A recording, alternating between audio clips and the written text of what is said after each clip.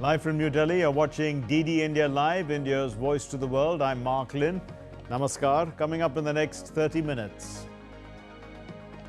Prime Minister Narendra Modi announces the world's largest grain storage plant. 700 lakh metric tons of grain storage facilities to be built across the country in 5 years. EU leaders reach Kiev on the second anniversary of the Russia-Ukraine conflict. Several leaders, including EU President Ursula von der Leyen and Italian Prime Minister Giorgia Meloni, arrive in Kiev. The G7 virtual summit to discuss a way ahead in this conflict as it enters its third year. In cricket, Bashir rips through the Indian middle order to give England the upper hand on day 2 of the 4th test in Ranchi.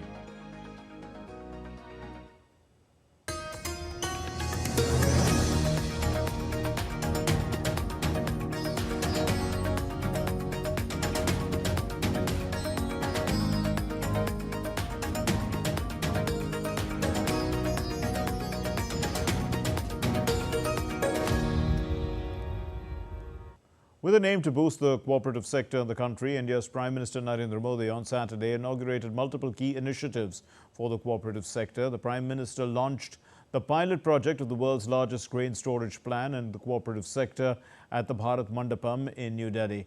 This is being done in 11 primary agricultural credit societies or PACs of 11 states. And he also laid the foundation stone for an additional 500 PACs across the country for the construction of godowns and other agricultural infrastructure. This is to integrate the PAC's godowns with the food grain supply chain, fortifying food security and fostering economic development. The Prime Minister also inaugurated projects of the computerization of 18,000 PACs across India, and this aims at vitalizing the cooperative sector and empowering small-scale farmers. While addressing this launch event at the Bharat Mandapam, the Prime Minister hailed this project as the world's largest storage plan in the cooperative sector. He stressed that the plan would empower the small and marginal farmers. दुनिया की सबसे बड़ी भंडारण योजना के तहत अगले 5 वर्ष में 700 लाख मैट्रिक टन भंडारण की क्षमता तैयार की जाएगी। इस अभियान में 1.25 लाख करोड़ रुपए से ज्यादा का खर्च आएगा। इस योजना के पूरा होने पर हमारे किसान अपने उत्पादों को अपनी जरूरत के मुताबिक भंडारण में रख करके स्टोर कर पाएंगे। उन्हें बैंकों से ऋण लेने में भी आसानी होगी और वो सही समय पर जब उनको ठीक लगे कि हां अब माल बेचने के लिए बाजार ठीक है, सही समय पर अपने उत्पाद को बाजार में ले जाकर बेच भी पाएंगे। The Prime Minister also hailed the computerization of the primary agricultural credit societies or PACs, and he said that this would give a new expansion to the agricultural infrastructure in the country. Gujarat में हमने देखा है कि जब दूध का पैसा सीधा बहनों के खातों में जाना शुरू हुआ तो उसका एक सार्थक सामाजिक परिवर्तन आया। अब तो हमारी सहकारी समितियां, हमारे पैक्स कंप्यूटराइज हो चुके हैं। इसलिए अब यह सुनिश्चित होना चाहिए कि जो भी काम हो, जो भी पेमेंट्स हो, वो डिजिटली हो। विशेष रूप से कोऑपरेटिव बैंक्स को डिजिटल टेक्नोलॉजी को आत्मसात करने के लिए तेजी से काम करना चाहिए। Now moving ahead, India's Prime Minister Narendra Modi also addressed the Vixit Chhattisgarh program via video conference on Saturday, lining up with the vision of making India a developed country By 2047, the Prime Minister inaugurated the foundation stone of multiple development projects worth around 427 crore rupees in the state of Chhattisgarh. The projects cater to important sectors like roads, railways, coal power as well as solar energy. These projects were launched under what's called India's Vixit Bat Campaign. And addressing that program, he did so virtually. The Prime Minister reiterated that his government would leave no stone unturned to help the weaker sections of the society. 2014 में मोदी ने guarantee दी थी कि सरकार ऐसी होगी कि पूरी दुनिया में हर भारतीय का माथा गर्व से ऊंचा होगा।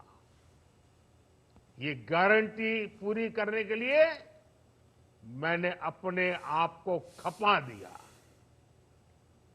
2014 में मोदी ने गारंटी दी थी कि सरकार गरीबों के लिए कोई कोर कसर बाकी नहीं रखेगी। गरीबों को लूटने वालों को गरीबों का पैसा लौटाना पड़ेगा। आज देखिए, गरीबों का पैसा लूटने वालों पर सख्त कार्रवाई हो रही है। गरीबों का जो पैसा लूटने से बचा है, वही पैसा गरीब कल्याण की योजनाओं में काम आ रहा है। India's External Affairs Minister Dr. S. Jaishankar today emphasized that the Quad, the strategic security forum comprising India, Australia, the United States and Japan, is propelled by a change in the global order that requires greater cooperation among like-minded countries. Addressing the inaugural Quad think tank forum on the sidelines of the Raisina dialogue in New Delhi, Dr. Jaishankar said that the Quad is against the spheres of influence and also reflects the growth of a multipolar world.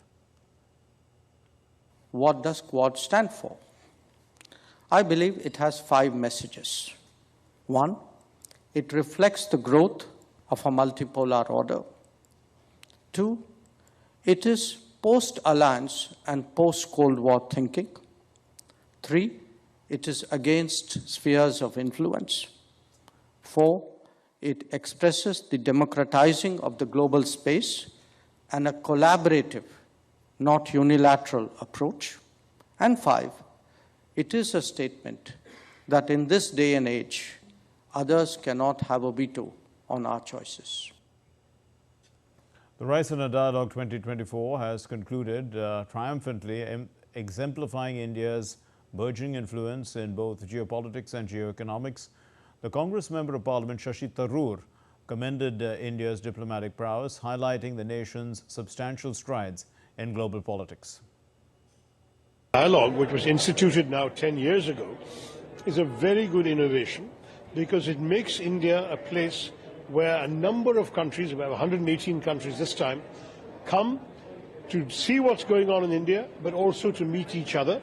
They discuss issues in common and they have networking on the sidelines of this dialogue.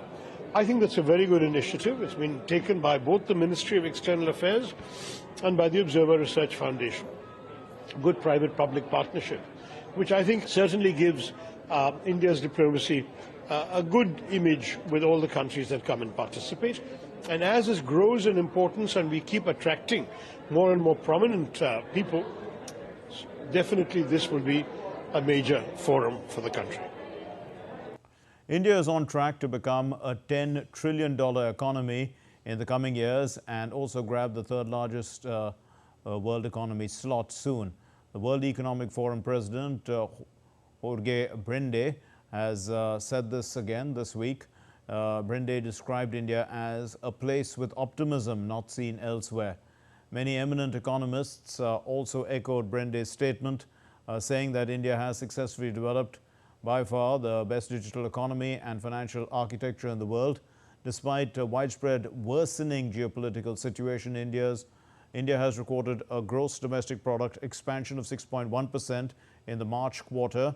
The growth it moved up to about 7.8% in the June quarter and was 7.6% in the September quarter. The growth momentum is expected to sustain, making India the fastest growing major economy in the world, ahead of China.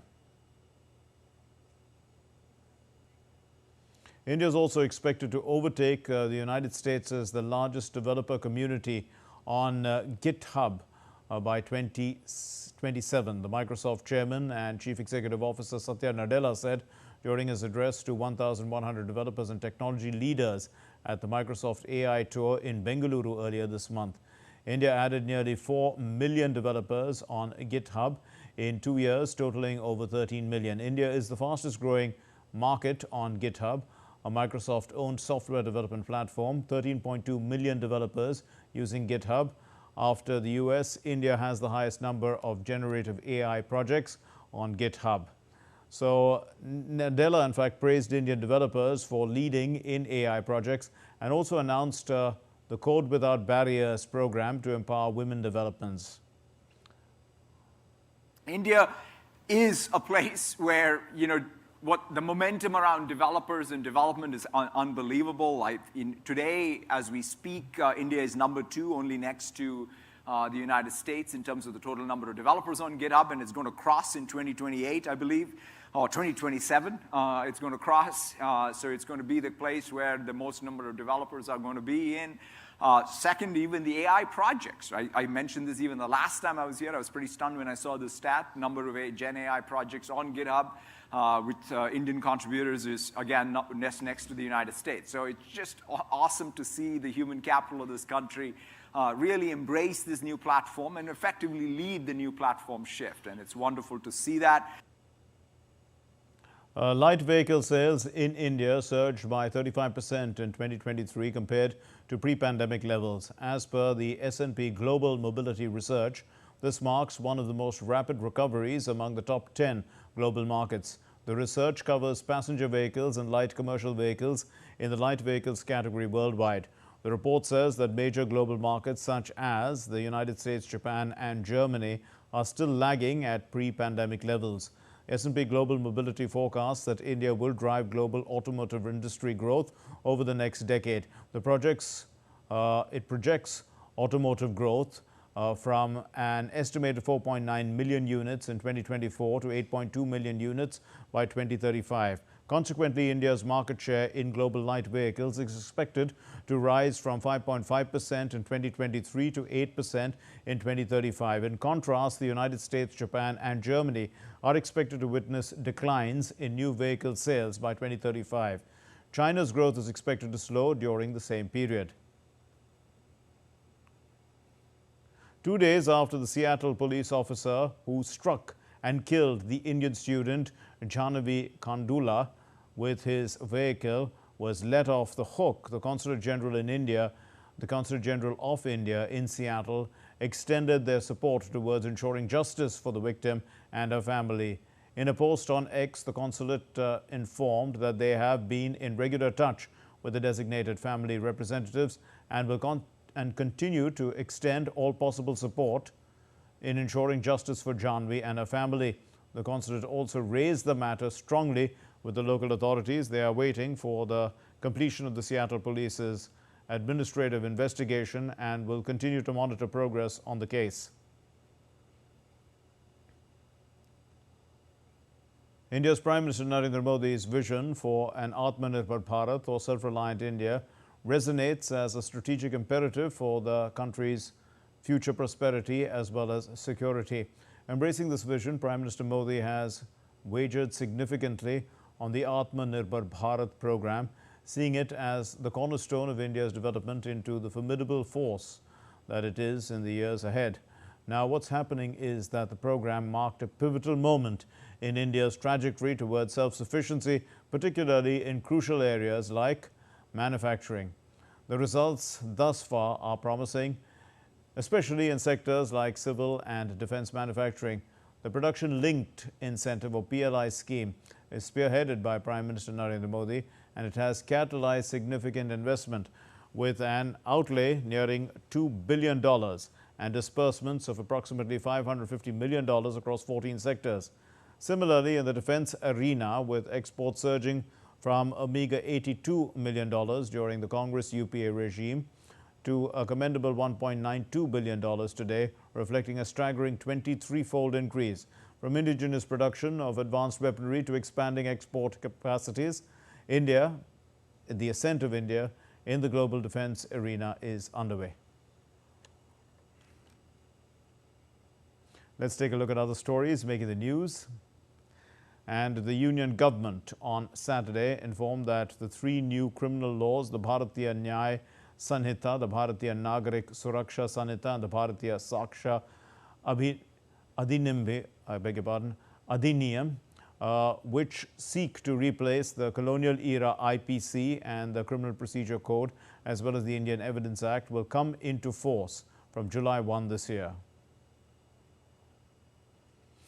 The Assam Cabinet on Friday gave its nod to recognize Manipuri as an official associate language in 4 districts. The State Chief Minister, Himanta Biswa Sarma, informed that the Cabinet has approved the Assam Official Language Amendment Bill 2024 to recognize Manipuri language in 4 districts.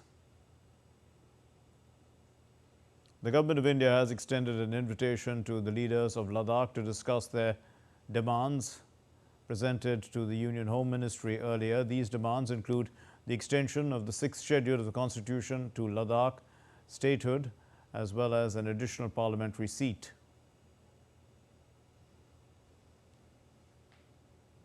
The Enforcement Directorate of India conducted raids in the Indian state of West Bengal as part of an investigation into the alleged public distribution system scam involving the TMC leader Sheikh Shahjahan.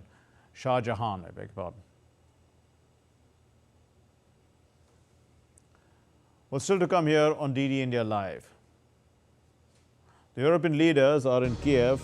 They pledged to back Ukraine on the war anniversary.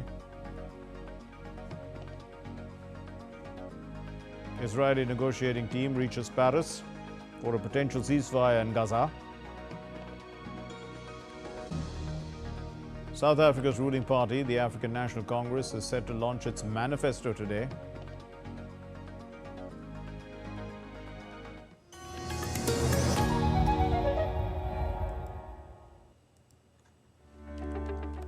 Is shooting the messenger the policy of Mamata Banerjee government? Is it going to work? Will it bring relief to the people? The arrest of a journalist during a live show. Now, just imagine the police could have arrested him before or after the show. You want to send a message across the fraternity. It will be very difficult for Mamata Banerjee to suppress all these voices. She is trying her best. Please take pains to identify what the truth is. First, register the cases. You're not only not registering the cases, you're not even pursuing the cases. And that goes to show what your priorities are.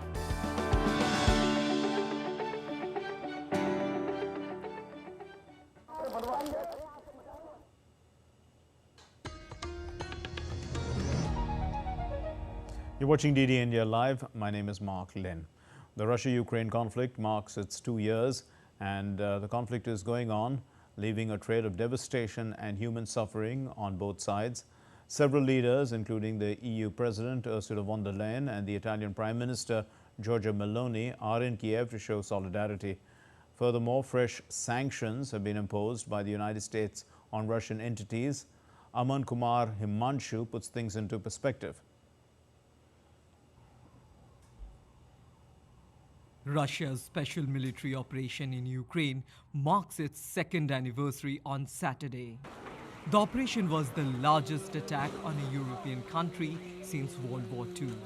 In the beginning, it was expected to be a swift military operation, but it turned into a protracted conflict, leaving a trail of devastation and human suffering.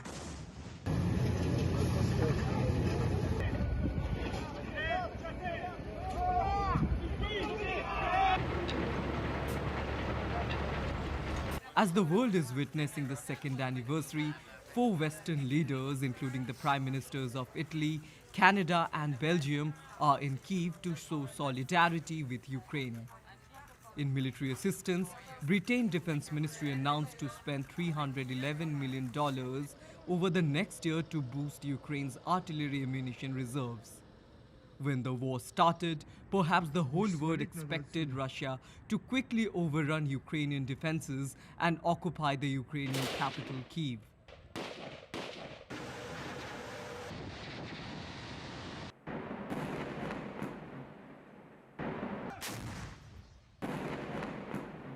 It's now 2 years since the operation began, and the Ukrainians have kept the Russian forces at bay and defended their country with a lot of resolve.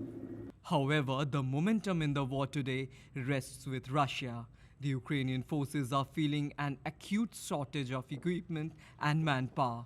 Meanwhile, Russia has been able to successfully readjust and readapt their tactics and protected its economy from Western sanctions. The United States on Friday imposed fresh sanctions against Russia, targeting more than 500 people. The United Nations Security Council on Friday held a special meeting on the eve of the second anniversary of Russia-Ukraine war. 2 years on, and a decade since Russia's attempted illegal annexation of Ukraine's autonomous Republic of Crimea and the city of Sevastopol, the war in Ukraine remains an open wound at the heart of Europe. It is high time for peace, a just peace based on the United Nations Charter, international law, and General Assembly resolutions. Meanwhile, US Ambassador to UN and British Foreign Minister called for peace.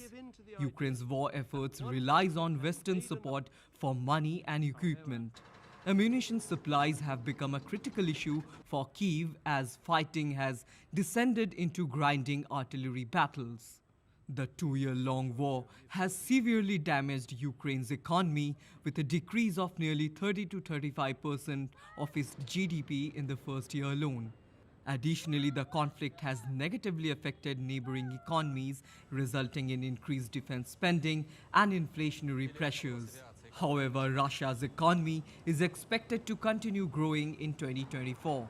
The International Monetary Fund expects Russia to experience GDP growth of 2.6% this year, outpacing the United Kingdom and European Union. Aman Kumar Himanshu's report for DD India. European leaders are arriving in Kiev to show solidarity with Ukraine. Meguna Lim reports.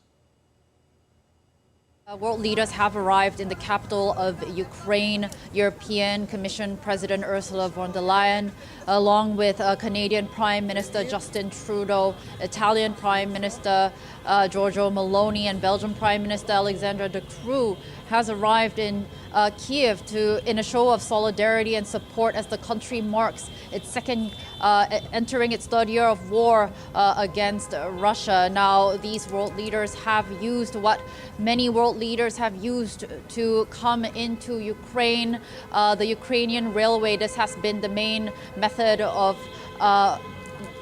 way of entering Ukraine since Russia launched its full-scale invasion, as air travel is still impossible.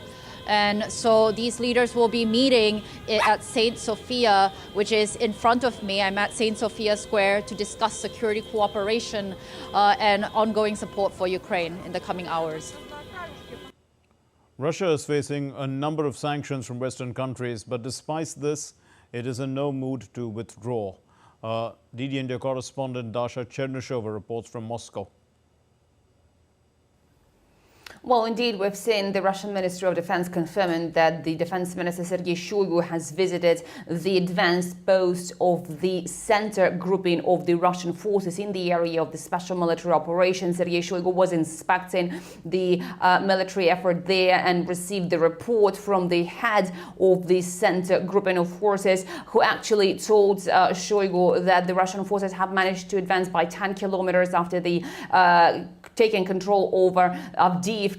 We also have heard Sergei Shoigu being presented with the samples of the military equipment from the Western countries. There have been some comments suggesting that this military equipment is inferior to the Russian ones because the military equipment from the West is simply not capable of going through the terrain that it is being placed in. We also have heard the Russian Defense Minister after awarding the soldiers in the center grouping of forces for their courage on this very important day. And also Shoigu has instructed the Russian forces to be treating humanely the prisoners of war that are surrendering to the Russian troops from the Ukrainian side. In a fresh move, an Israeli negotiating team has reached Paris for a potential ceasefire in Gaza.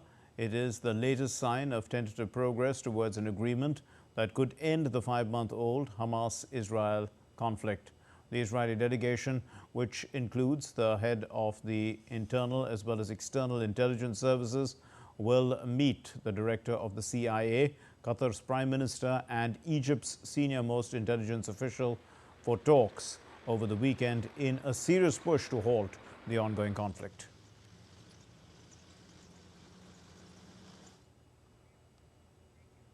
South Africa's ruling party, the African National Congress, is set to launch its manifesto on Saturday in Durban, in the Natal province.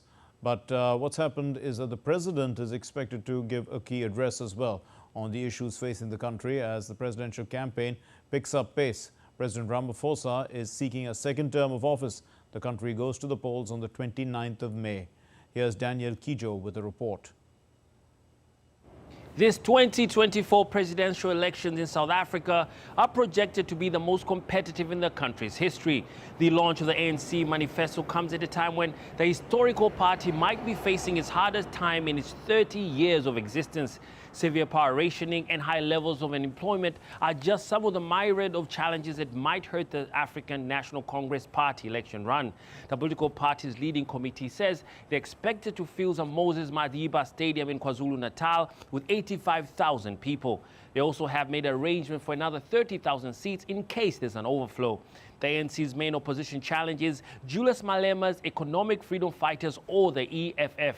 Members of the diplomatic community like the Palestinian ambassador to South Africa are expected to be in attendance. The ANC has ruled the country since the late Nelson Mandela's presidency in the early 1990s. Daniel Kijo reporting for DD India in Dar es Salaam. Shoaib Bashir ripped the heart out of India's batting lineup to keep England on course for a handy first innings lead on day 2 of the 4th test in Ranchi on Saturday. The lanky off-spinner justified his selection for the match with figures of 4 for 84 to restrict India to 219 for the loss of 7 wickets. This on a spiteful pitch where the ball is keeping low. India's in-form opener Yashasvi Jaiswal, who top scored with 73, was done in by one such delivery. The hosts, who are 2-1 up in the 5-match series, finished the day trailing England by 134 runs. Dhruv Jurel and Kuldeep Yadav provided some late resistance. They are on a 42-run unbeaten unbeaten partnership currently for the 8th wicket. Earlier, Joe Root led England's remarkable turnaround from a precarious 112 for 5 with an unbeaten 122 before the tourists folded up for 353. Well, that's all in this edition of DD India Live. Let's know your thoughts on the news of the day. Connect with us on Facebook, X, formerly Twitter, and now also you can contact us on Instagram. We'll be back with more news as it breaks here on DD India. I'm Mark Lynn. From all of us in Delhi, thank you very much for watching DD India Live. Namaskar.